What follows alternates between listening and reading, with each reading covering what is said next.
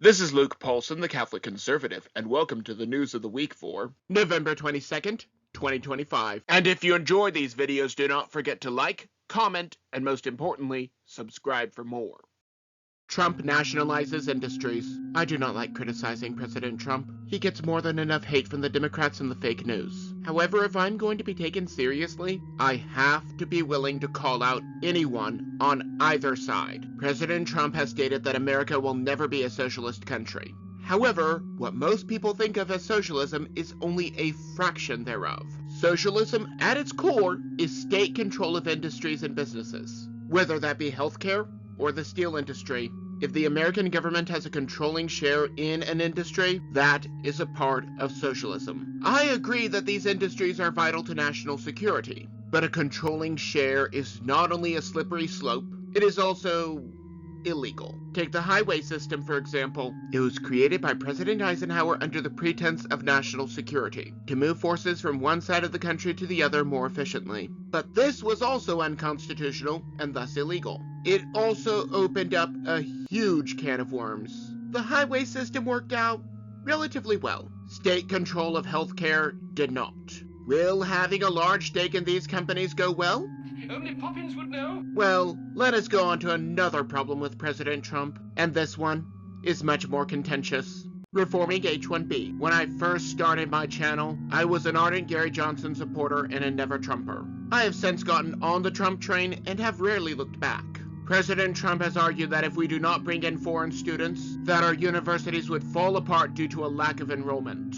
Maybe if they would stop using propaganda and charge the market rate devoid of subsidies, more students would enroll. But what would I know? I am just a cynic who makes online content. More and more people are being brought over here with skills that we need. At least that is what we are told. When you look at the actual data, these people are making comparatively less. And the vast majority of these people are coming from India. Naturally, instead of assimilating, they bring their paganism here. Instead of bringing in more people here to compete for jobs, because employers prefer to pay less for the same job, we should reform the education system to value skills and merit over activism. This would solve the problem without bringing more people in from the third world, such as Ilhan Omar. There's a new push to get rid of the H-1B exception altogether. Now I will let you imagine the transition that I wanted to write, as we move on to getting rid of the penny. Getting rid of the penny. The penny has gone the way of the dodo. Well, that is not entirely true. While the penny is no longer being minted, for the time being, it is still legal currency. This just means that there will be no more pennies brought into circulation. One major reason that the penny is going away is inflation. But that is another topic for another day. If you have pennies, it might be a good idea to hold on to them. Please consider the phone. How much would you trade a $1 bill for? Only $1 if you use your head. However, a Confederate dollar bill can be worth anywhere from $5 to thousands of dollars, depending on the quality of the bill. Like trading cards, pennies will soon get value based on their rarity. Now, speaking of things that were once seen as worthless, but now have some degree of value, let us talk about Justin Bieber. Bieber is a believer. A story about Justin Bieber is not something that I had on my 2025 bingo card. This artist was the joke amongst those outside of his fan base for the longest time. But now, something has changed, as he has come to Jesus. On Twitch, he stated that even thinking about another woman is cheating. That is an expansion of what Jesus said. And although I think that Jesus was trying to get us to improve ourselves, a man who looks at a woman with lust opens a can of worms. Although I have never been to one of his concerts, and never will, he has become even more bold and outspoken, reminding people that they are made in God's image. Jesus said that we know people by their fruit, and I do not want to be too hasty, but I also do not want to dismiss Bieber if he is producing fruit. I ask you to use your best judgment. Now, this was amazing news, but let us go to another story that I do not want to talk about. A tragic experiment. A misotheistic TikToker named Nicolene Monroe started calling churches with a fake crying baby. Aside from the fact that she could have muddied the water for women who actually need help, she exposed that some churches, especially megachurches, do not actually care. Granted, this was based on a single phone call, which may reflect a legalistic secretary and not the pastor or the church. Also, she, unlike a journalist, chose not to follow up, but I digress. Miss Monroe has created a firestorm. On one hand, there are her fellow misotheists who are driven further away from God. On the other hand, there are Christians who are telling their churches to step up. I do not know if she was even completely honest, but I would like to add something that complicates this matter even more. A church where I live gives out vouchers to the local grocery store for families in need. One mother got a voucher for, quote, things for her baby, close quotes, but bought snacks, sodas, and persimmons. None of these were for her baby, and when the store called the church, the purchase was given a rubber stamp. Now there is a balance between the two extremes. However, Christians, as a whole, give infinitely more to charity than misotheists. If the misotheists really cared about the poor, they would be starting hospitals, pregnancy centers, and schools with their own money. However, they tend to want that done by taxes instead. The actions of some people drive people from Christ into the world. But sadly, the world is a dark and dangerous place. Epstein list released by law. There are two really hard parts of this job. First is reporting on the bad news. Second is keeping up with the news cycle, which changes very quickly. Both come together when it comes to Jeffrey Epstein. However, now, President Trump signed the Epstein Files Transparency Act into law. After a great amount of pushback from Democrats, who did not care during the Biden administration, the bill is now law, and within 30 days, the Department of Justice has to release all information about Epstein. They are going to keep a lot of information secret. I want to believe that a lot of names will be released, but I'm not going to get my hopes up. Most of the information will be redacted, at least the information that still exists.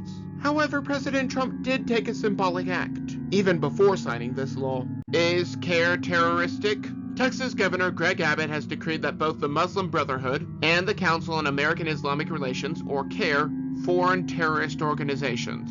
Naturally, they do not want to be called as such, and so they are potentially going to sue to get that label removed. Allegations include how CAIR was an unindicted co-conspirator in the Holy Land Foundation case, which was the largest terrorism financing prosecution case in U.S. history. Also cited was George Washington University's program on extremism, which points to the dangerous foundation of the organization. Furthermore, the New York Post connects CAIR to Hamas, a known terrorist organization. This all goes without mentioning that CAIR supposedly wants to impose Sharia law, which has multiple human rights violations that Democrats reportedly oppose as well, such as the execution of gays and transgenders, as well as the elimination of the rights of women, and the global intifada against all those who do not follow Islam. Richard Dawkins really chose the wrong side with his anti-Christian stance.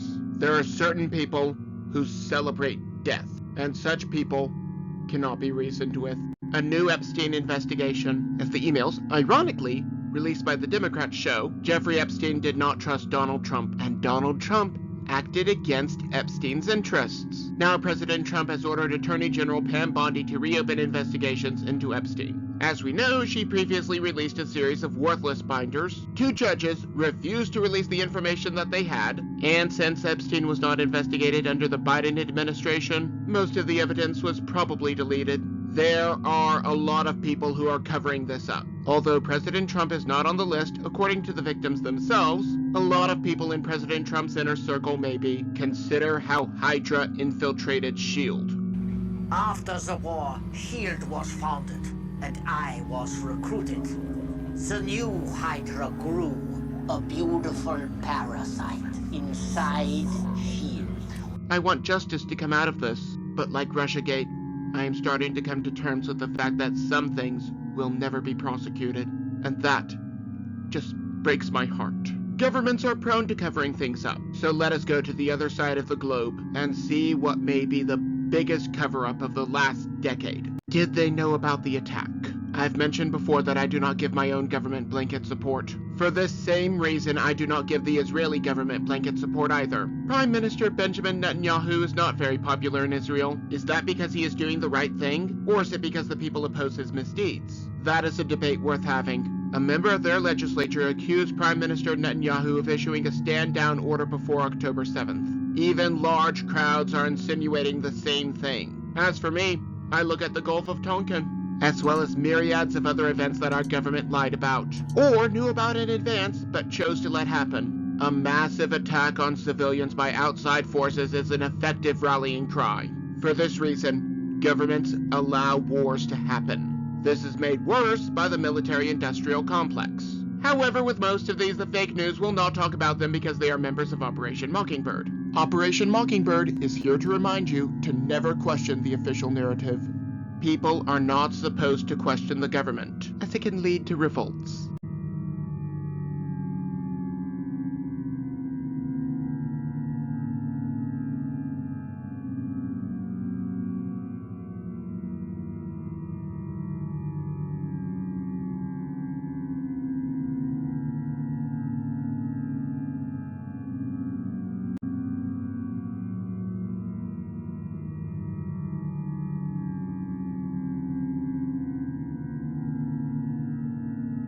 Presidential Palace Storm. It is no secret that the Mexican government is controlled by the cartels. If you think that it is not, I got some ocean property in Arizona. From my front porch you can see the sea. unlike the mostly peaceful protest of January 6th, where an officer died the next day of heart problems after letting the people in, 100 officers were injured during the breach, and 40 were taken to the hospital. If President Claudia Sheinbaum is controlled by the cartels, she is not of the people. She declined American involvement to take out the cartels themselves. I assure you of this. If American pilots got involved, the headquarters of each cartel boss would be smoking rubble by the end of the week. However, she appears to be on the side of the narco-terrorists, the same type who need their boats blown up to learn their lesson. This is just proof that America needs to protect itself. Some people are just too dangerous to let in, just like certain Islamist groups. Is CAIR terroristic? Texas Governor Greg Abbott has decreed that both the Muslim Brotherhood and the Council on American Islamic Relations, or CAIR, foreign terrorist organizations. Naturally, they do not want to be called as such, and so they are potentially going to sue to get that label removed. Allegations include how CAIR was an unindicted co-conspirator in the Holy Land Foundation case, which was the largest terrorism financing prosecution case in U.S. history. Also cited was George Washington University's program on extremism, which points to the dangerous foundation of the organization. Furthermore, the New York Post connects CAIR to Hamas, a known terrorist organization. This all goes without mentioning that CAIR supposedly wants to impose Sharia law, which has multiple human rights violations that Democrats reportedly oppose as well, such as the execution of gays and transgenders, as well as the elimination of the rights of women, and the global intifada against all those who do not follow Islam. Richard Dawkins really chose the wrong side with his anti-Christian stance. There are certain people who celebrate death, and such people cannot be reasoned with. Nigerian churches burned. President Trump listed Nigeria as one of many countries of severe concern for religious freedom. One thing led to another, and now, Nicki Minaj is now the voice of the persecuted. After a speech at the United Nations decrying the persecution, primarily of Christians, large portions of her brain-dead fan base turned on her. You should listen to her on this. Not because she is a performer, but because she is right about the persecution. The fake news is even trying to downplay the persecution. However, we have seen the churches burned, and the body bags with our own eyes. The fake news outlets are saying this is contested, but these are the same outlets that called the burning buildings, quote, fiery but mostly peaceful, close quotes, as a result of the Black Crimes Matter riots. Maybe I'm just blowing smoke. Maybe I'm completely off my rocker, but that is just my opinion. And do not forget to like, comment, and most importantly, subscribe for more. But before you go, on the left I have last week's video, but you may also enjoy the video on the right.